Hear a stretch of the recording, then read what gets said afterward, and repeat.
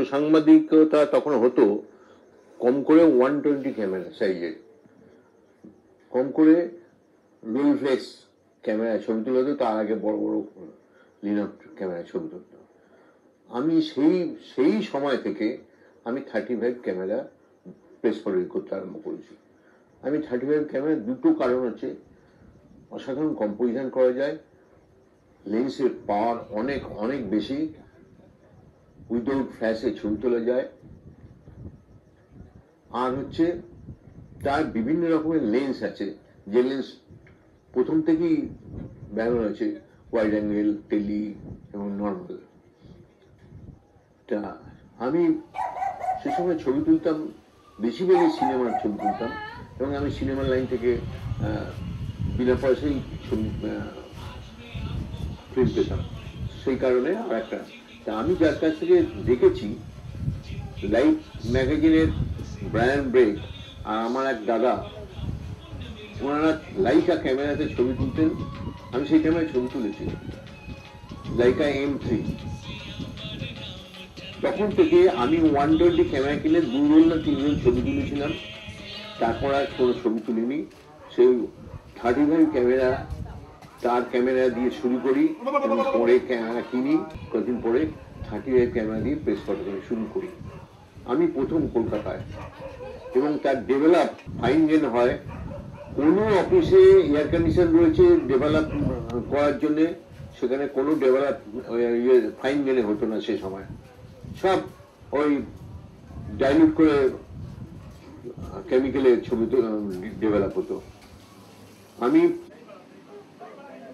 প্রথম আমার অ্যাসাইনমেন্ট হলো রাজভবনের সিদ্ধার্থ শঙ্কর রায়ের ছবি তোলা, অ্যাসাইনমেন্ট সরি। তখন হচ্ছে 1969 হবে, 69 তারপরে তো 70 চলে গেলেন আর কি। সেই সময় ছবি তুলেছিলাম রাজভবনে। আমাকে যে বড় ফ্ল্যাশ ছিল, কোম্পানির ফ্ল্যাশ, তাতে একটা দুটো এক্সপোজ করেছি, এবং তার আগে আমাদের ফটো জার্নালিস্টরা ছবি তুলতো, সোয়ারিং গভর্নর পড়াচ্ছেন আর মানে চিফ মিনিস্টার, এই ছবি তুলতো। আমি গিয়ে দেখলাম রাজভবনের মাথার ওপর ঝাড়, তলায় লাল কার্পেট, বিভিন্ন ব্যক্তিরা, ভিআইপি ব্যক্তিরা পরপর বসে আছেন। আমার দেখে এই হলো, আমি তখন 28 mm আমার কাছে ছিল, ওয়াইড অ্যাঙ্গেল ব্যবহার করছি, সেই মিনোল্টা ক্যামেরা। তাই তো আমি ছবি তুললাম, একটা ফ্ল্যাশ দিয়ে রেখে দিলাম, বাকিটা উইদাউট ফ্ল্যাশে ছবি তুললাম ওই লাইটে, কেন আমি ওই অ্যাটমসফিয়ারটা দেখাবো।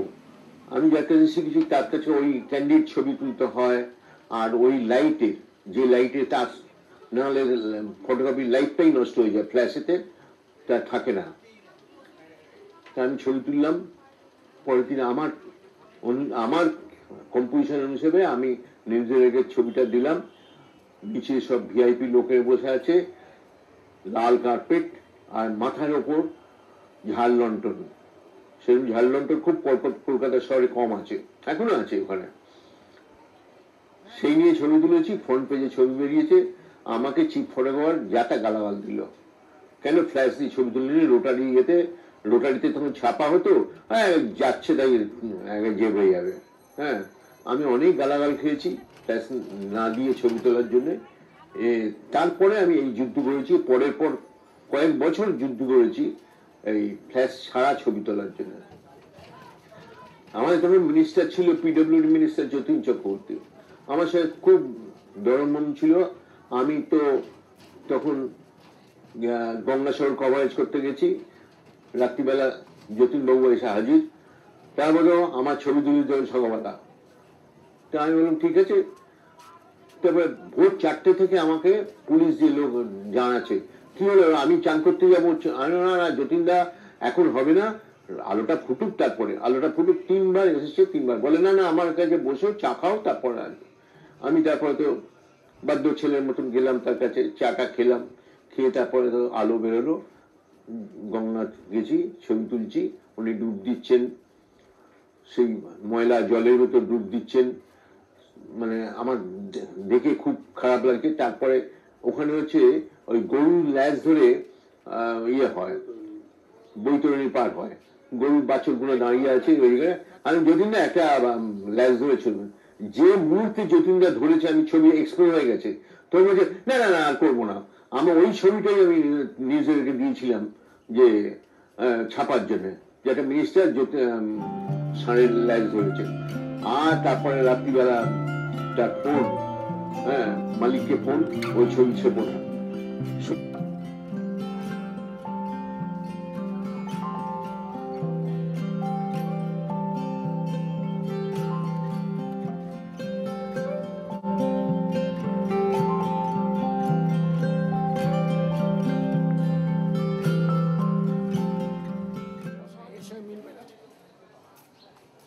দিনের বেলার সঙ্গে মিলবে, কাপড়ের দোকান পুরো আছে,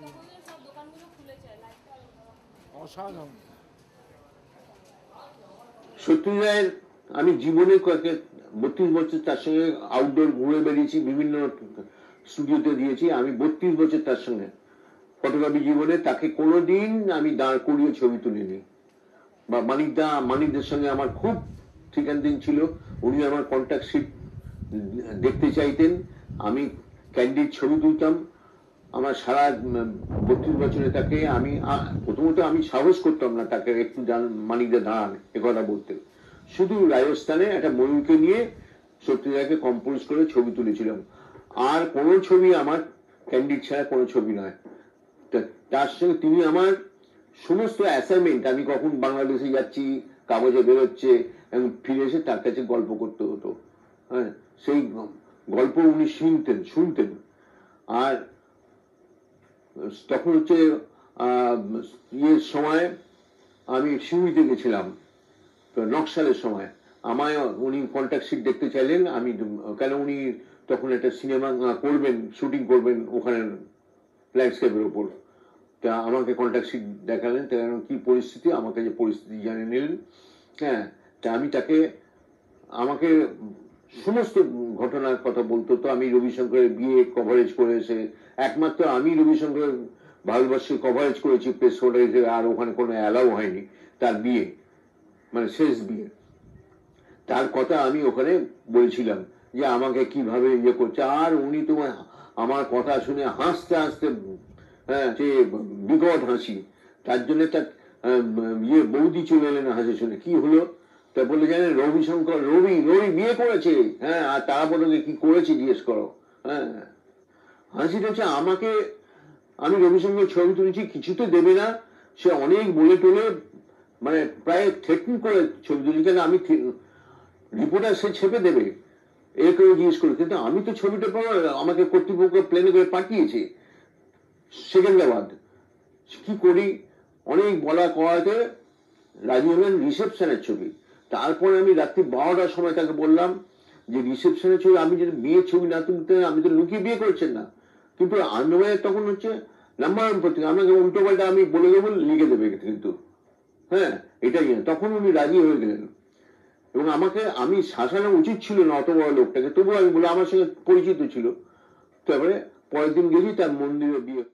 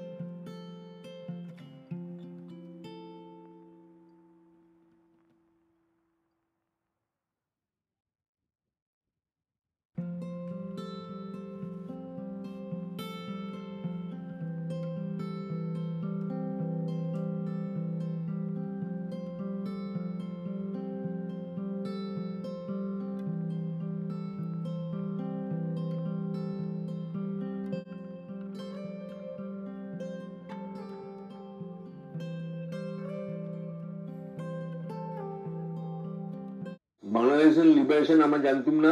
আমরা ওয়ার্স করেসপন্ডেন্ট হিসেবে মিলিটারির পেছনে যাবো, বরুণ বাবু এইটা অ্যারেঞ্জমেন্ট করেছিল। আমরা যখন গাড়ি করে তুলায় হয়ে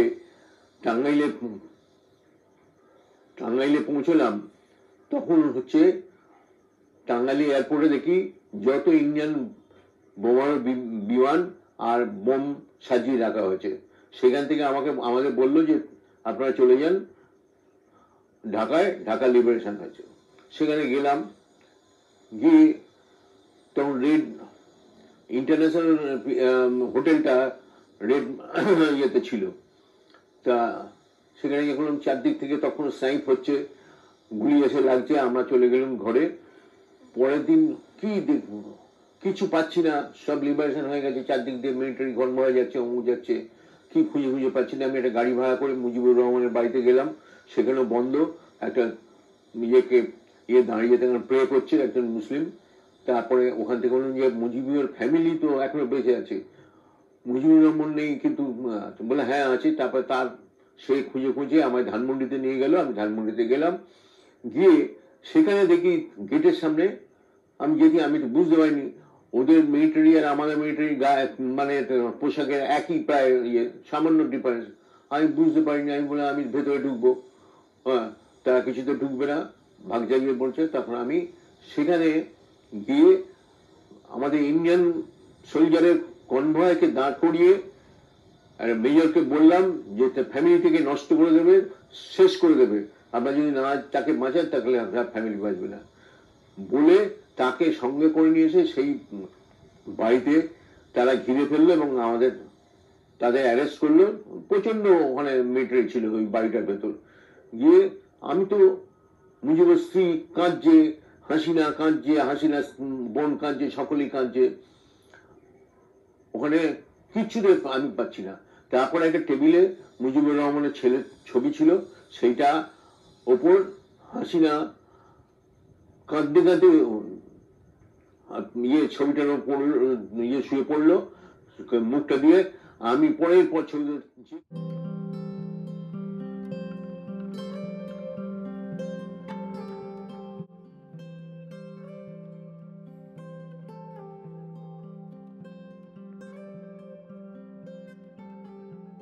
কোনো অনুষ্ঠানে যে কোনো আমার মনের ভেতর আমার নিজেকে একটা চ্যালেঞ্জ থাকতো যে অন্য কাগজের ফটোগ্রাফার থেকে আমি একটা অন্যরকম ছবি দেবো, এবং আমার ট্রেনিংটাও সেই ছিল অন্যরকম ছবি দেবো। তা সেই অন্যরকম ছবি তুলতে নিজেকে একটা চ্যালেঞ্জ ফিল করতাম। হ্যাঁ, তার জন্যে আমি মার খেয়েছি, জীবন দিয়েছি, এবং এইভাবে আমি মানিকতলায় গুলি চলছে 5 পয়সা ট্রাম ভাড়ার জন্য, সেখানে সব ফটোগ্রাফার ছাতের উপর আছে, আমাকে চিৎকার করছে বড় সিনিয়র ফটোগ্রাফাররা যুগান্তরের, চলায় করে। আমি কিন্তু নিচ থেকে ছবি তুলছি, সেই গুলি চলছে আর তার বডিটা টেনে ট্রাম লাইন দিয়ে নিয়ে যাচ্ছে। এরকম বহু জায়গায় হয়েছে। এবং তার জন্য আমি সবসময় করি যে আমি এমন ছবি তুলবো সেই গুলি চলুক আর যত আমি অন্য লোকের থেকে ভালো ছবি তুলবো।